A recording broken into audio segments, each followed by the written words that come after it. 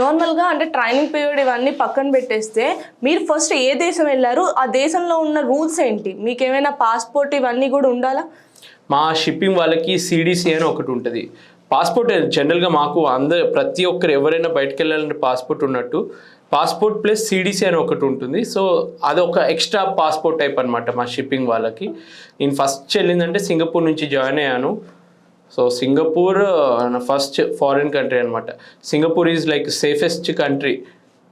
So ఏం problem అనిపించలేదు, చాలా సేఫ్ అనిపించింది. సింగపూర్లో ఎలా అంటే మన తెలుగు వాళ్ళు ఉంటారు, తమిళ వాళ్ళు ఉంటారు, అదొక మినీ ఇండియా టైప్ ఒక స్ట్రీట్ కూడా ఉంటుంది అక్కడ.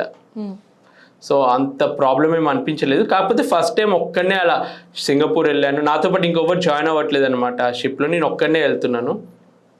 కొంచెం భయం వేసింది, ఎయిర్పోర్ట్కి వెళ్ళగానే ఎవరైనా వస్తారా, రిసీవ్ చేసుకుంటారా. ఫస్ట్ టైం షిప్ ఎక్కుతున్నప్పుడు ఎంత నేను కొచ్చిన్ షిప్ యార్డ్లో ఉన్నప్పుడు షిప్ ఎక్కితే అదొక డిఫరెంట్ ఫీలింగ్. అది పోర్ట్లోనే ఉంది, కానీ సముద్రం మధ్యలో ఉన్న షిప్ ఎక్కుతున్నప్పుడు అదొక డిఫరెంట్ ఫీలింగ్ నాకు.